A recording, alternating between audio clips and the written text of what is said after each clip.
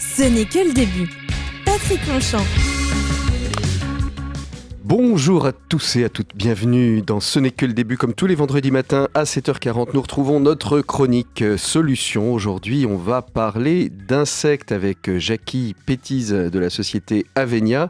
Jackie Pétise a lancé il y a quelques années déjà une société entièrement basée ou presque entièrement basée sur les insectes, la farine d'insectes, l'insecte comestible. Bonjour Jackie. Bonjour Patrick. Merci beaucoup d'être avec nous ce matin. Alors d'abord, c'est très original. Qu'est-ce qui vous a amené à vous intéresser aux insectes dans la question alimentaire ?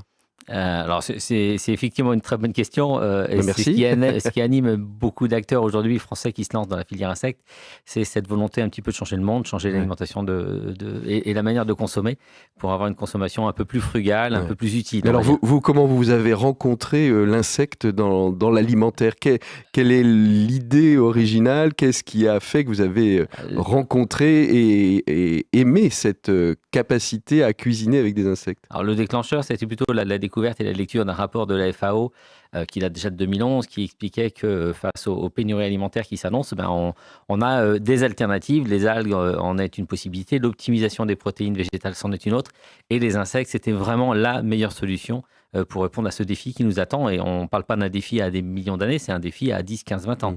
Alors je disais, aujourd'hui en France et en Europe, c'est quelque chose d'assez peu commun. Est-ce qu'il y a des pays dans le monde où le fait d'utiliser les insectes comme farine, comme aliment, est quelque chose qui existe et qui est quasiment courant ? Alors, il y a deux réponses effectivement à cette question. Il y a le fait que dans le monde, il y a à peu près 2000 insectes ou espèces d'insectes qui sont comestibles et qui sont consommés dans différents pays ou ethnies. Et majoritairement, l'insecte est mangé entier, préparé à la minute comme un snacking.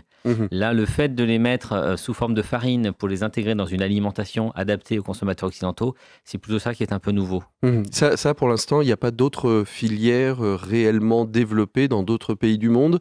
C'est vous, en France, les entrepreneurs d'insectes qui avaient développé ces farines ? Exactement, oui. Et puis derrière, il y en a beaucoup qui ont développé des petits biscuits, d'autres qui ont intégré ça dans des pâtes hyper protéinées.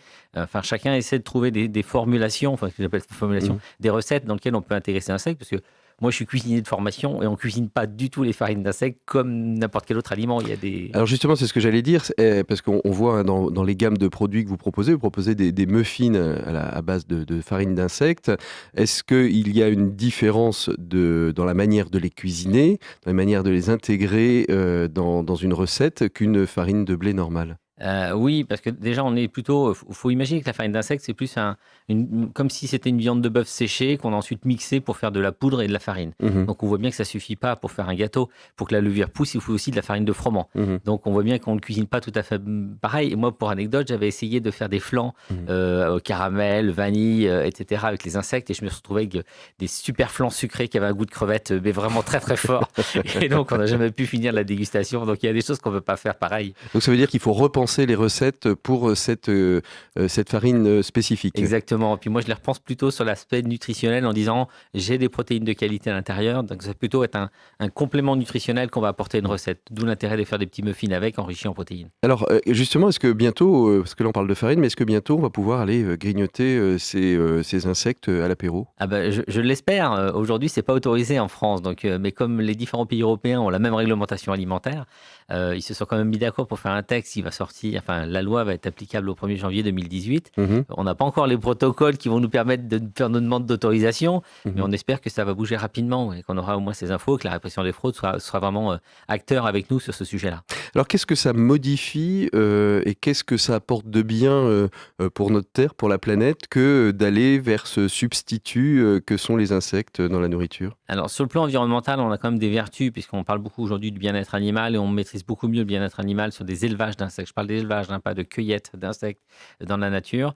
On a également l'efficience énergétique, c'est-à-dire qu'on va donner peu de nourriture pour en face avoir un insecte qui va pousser très vite dans les bonnes conditions avec d'énormes quantités de protéines et surtout de calories utiles parce qu'on a des oméga 3, 6, 9. On n'a pas d'acide gras, d'huile de palme par exemple, on n'a pas de cholestérol, on n'a pas de sucre dedans. Donc on a vraiment des notions utiles à l'intérieur. Donc ça pousse très vite, ça consomme peu de nourriture, ça n'a pas besoin de beaucoup d'eau, ça n'émet pas de gaz à effet de serre. Sur le plan environnemental, c'est génial et ça peut pousser partout.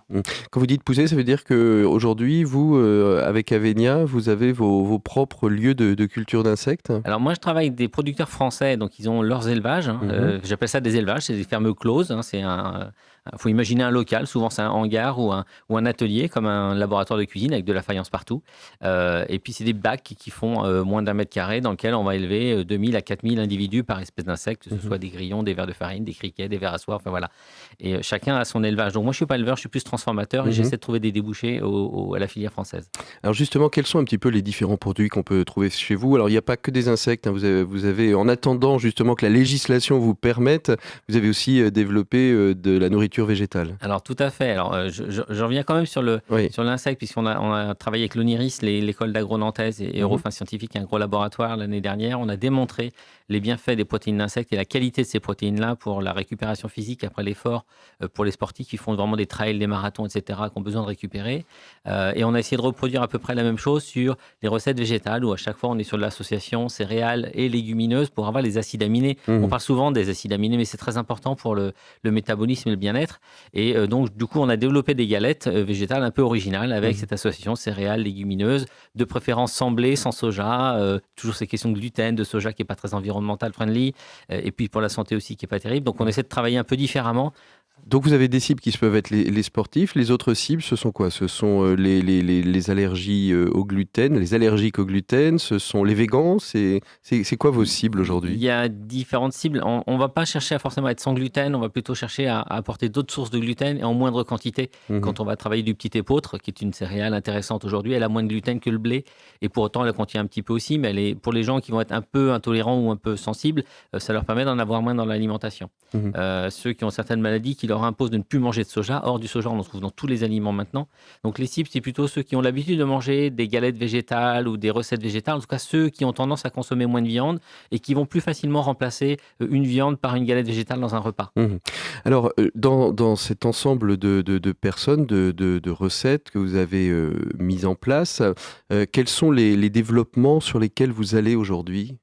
Alors, on continue toujours sur cette recherche d'associations céréales, légumineuses, mais on va s'inspirer de ce qui se passe dans le monde. Typiquement, dans le couscous, on a associé une légumineuse qui est le pois chiche avec une céréale qui est le boulgour de blé. En Mexique, on va associer plutôt du maïs avec du haricot rouge dans les préparations. Vous voyez que ces préparations-là, on les retrouve dans le monde entier et elles sont très vertueuses sur le plan protéique. Donc, on va s'en inspirer pour développer et étendre une gamme. Alors, aujourd'hui, il y a encore une éducation à faire des consommateurs à ce genre de produits, parce qu'on a le sentiment que vu de l'extérieur, que ça rejoint donc une cible très spécialisée, très spécifique, on va dire bio, végétarien, végétalien, végan, mais qu'au-delà de ça, ça va pas forcément intéresser un grand public. Il y a encore une éducation à faire du grand public sur ces produits-là? Je pense pas, parce que la tendance, elle est quand même à consommer de moins de viande. C'est une tendance de fond avec plusieurs motivations pour chacun des consommateurs, mais l'intérêt pour le végétal et les préparations toutes faites en végétal, c'est très fort. On le voit, nous, dans les rayons des magasins, c'est les rayons qui décollent le plus en ce moment. Donc, on est vraiment sur une tendance, une attente forte des consommateurs.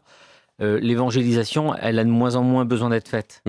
Et comment réagissent les chefs? Est-ce qu'aujourd'hui, il y a des chefs étoilés, des chefs de restaurant qui s'intéressent justement à cet particularisme que sont les produits végétaux ou les grillons transformés dans l'alimentation? Alors oui, ils sont tous très intéressés parce qu'eux aussi suivent cette tendance de fond. Dans leur carte de restaurant, ils y mettent de plus en plus de produits végétaux, en tout cas pour répondre à la demande quand on a 5-6 personnes autour de la table. Si une personne veut manger végétarien, il faut qu'elle puisse le faire au restaurant. Voilà, toutes les bonnes raisons sont là. Moi, je travaille avec le chef de cuisine qui s'appelle Serge Poiron, qui tient le restaurant gastronomique La Bonne Auberge à Clisson, qui m'a beaucoup aidé à améliorer les recettes pour leur donner du goût, de la texture.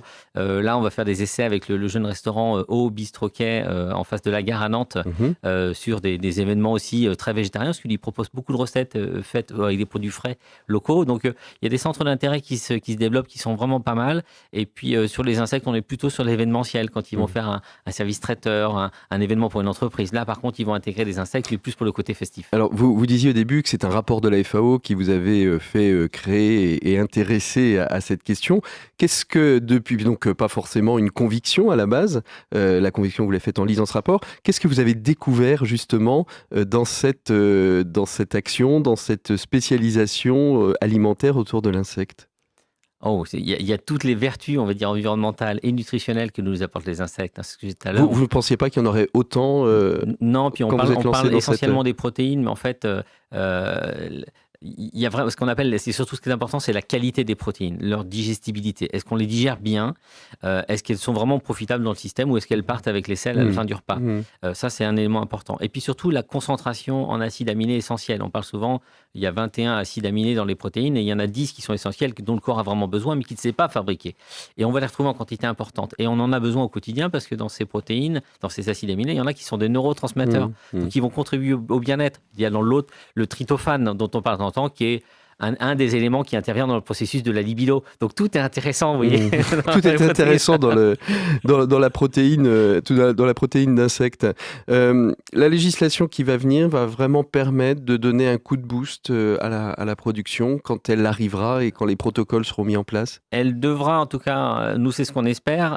Et bien encore une fois, c'est ce que je rappelle. Je suis vice-président de la Fédération française des producteurs d'insectes et ce que je rappelle à tout le monde, c'est que c'est pas parce que l'insecte sera autorisé qu'il nous faudra pas respecter le reste des réglementations sur l'alimentation. C'est combien aujourd'hui ceux qui s'intéressent aux insectes sur le territoire? Et on a à peu près entre 100 et 160 membres selon les années, ce qui fait qu'on a bien 120 producteurs d'insectes en France. À petite échelle, hein, parce que malheureusement, ils ne peuvent pas aller plus loin que leur sphère locale. Merci beaucoup, Jackie Pétis, d'avoir été notre invité. Donc, je rappelle, Avenia, vous allez sur Internet, vous allez trouver tous les produits. Allez, on en montre rapidement ici. Voilà, des steaks de soja, des steaks de betterave. Voilà. Bon, avenia.fr. Merci beaucoup, Jackie Pétis, d'avoir été avec nous. Nous, on se retrouve la semaine prochaine pour un prochain Ce n'est que le début.